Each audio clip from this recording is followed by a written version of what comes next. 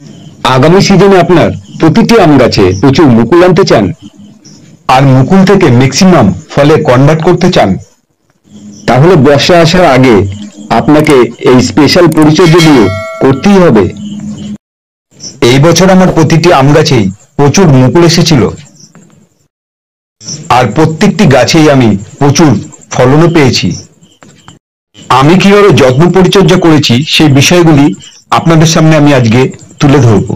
বর্ষার আগে আম গাছে সঠিক যত্ন পরিচর্যা করলে আম গাছের স্বাস্থ্য যেমন ভালো হবে তেমনি ফলনও পাবেন প্রচুর।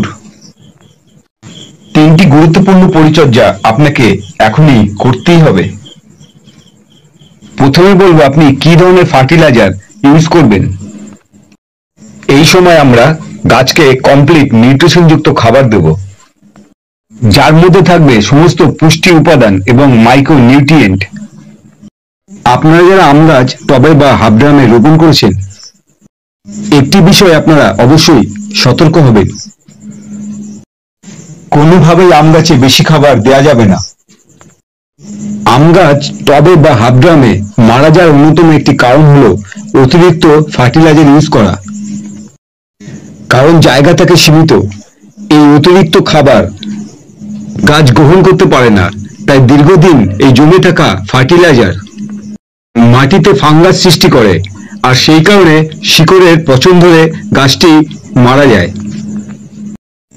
তাই আমরা ফার্টিলাইজার ইউজ করব কম, তবে যেই খাবারটা আমরা গাছকে দেবো সেটা হবে কমপ্লিট নিউট্রিশন যুক্ত খাবার। এই ভুলটি আপনার কোনোভাবেই করা যাবে না। এই বর্ষা শুরু হওয়ার আগে আম গাছে নাইট্রোজেন সারের ব্যবহার একদম কমিয়ে দিতে হবে। আম গাছ বেশি নাইট্রোজেন সার পছন্দ করে না। এই বর্ষায় যদি বেশি নাইট্রোজেন সার আমরা ব্যবহার করে ফেলি তাহলে আম গাছের মারাত্মক ক্ষতি হয়ে যাবে। অতিরিক্ত নাইট্রোজেন সারের ব্যবহারের কারণে আমের ফলন কমে যেতে পারে এবং গাছের স্বাস্থ্যের উপর নেতিবাচক প্রভাব পড়তে পারে। সাধারণত আমরা আম গাছের বৃদ্ধি ও ফলনের জন্য সঠিক পরিমাণে নাইট্রোজেন সার ব্যবহার করি, কিন্তু অতিরিক্ত নাইট্রোজেন সার দিলে যেটা হবে, গাছের পাতা ও কাণ্ডের বেশি বৃদ্ধি হবে, যার ফলে গাছের ফল ধারণ ক্ষমতা অনেকটা কমে যাবে, রোগ ও পোকার আক্রমণ অনেকটাই বেড়ে যাবে। তাহলে আপনি কি ধরনের ফার্টিলাইজার ইউজ করবেন? আমরা কমপ্লিট নিউট্রিশন যুক্ত খাবার তৈরি করব, যার মধ্যে নাইট্রোজেনের পরিমাণ থাকবে খুবই কম। সর্ষের খোল আমরা ইউজ করব না, আমরা ইউজ করব 1 বছরের পুরনো গোবর সার, হাড়ের গুঁড়ো single super phosphate, vermi compost, sulphate of potash, humic acid, calcium এবং মাইক্রোনিউট্রিয়েন্ট। এখন জুন মাসের শেষ সপ্তাহ চলছে, এই সময় আমরা আম গাছে এই মিক্স ফার্টিলাইজার দেব। পরবর্তী খাবার দিতে হবে সেপ্টেম্বর মাসের প্রথম সপ্তাহের মধ্যে। তবে মাঝের যে সময়টা আমরা হাতে পাবো, জুলাইয়ের প্রথম সপ্তাহ এবং আগস্টের শেষ সপ্তাহ, 2 টাইম আমাদেরকে মাইক্রোনিউট্রিয়েন্ট স্প্রে করতে হবে।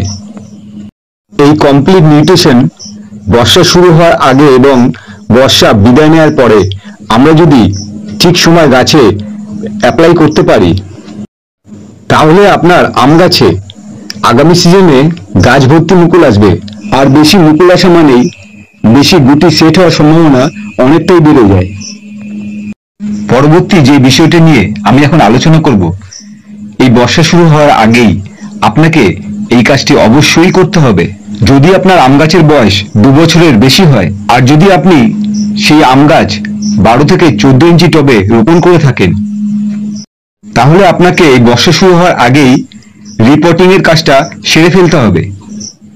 16 থেকে 18 ইঞ্চি টবে রিপোর্টিং করতে হবে। আমার সমস্ত টবের সাইজই 16 ইঞ্চি আছে। কেন আপনি 16 থেকে 18 ইঞ্চি টবে রিপোর্টিং করবেন?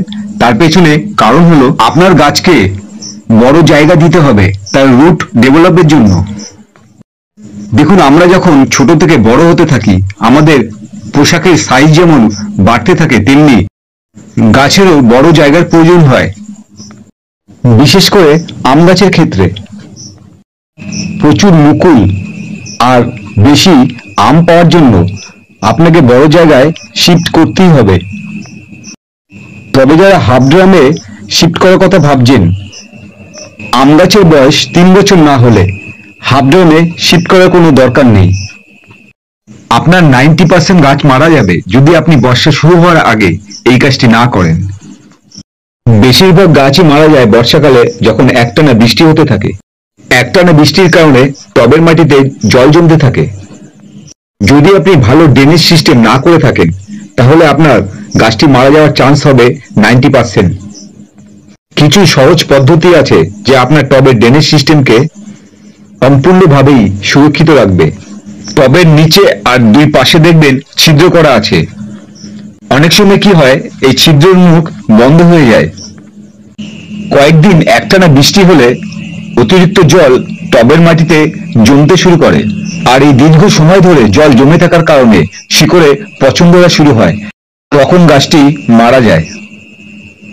আপনি যেটা করবেন, সরাসরি মাটিতে টব না রেখে কোনো প্লাস্টিকের উপরে রাখবেন। আমি যেরকম মোটা প্লাস্টিকের উপরে রেখেছি, এইভাবে যদি আপনি করতে পারেন তাহলে টবের নিচে ছিদ্র বন্ধ হওয়ার আর চান্স থাকবে না।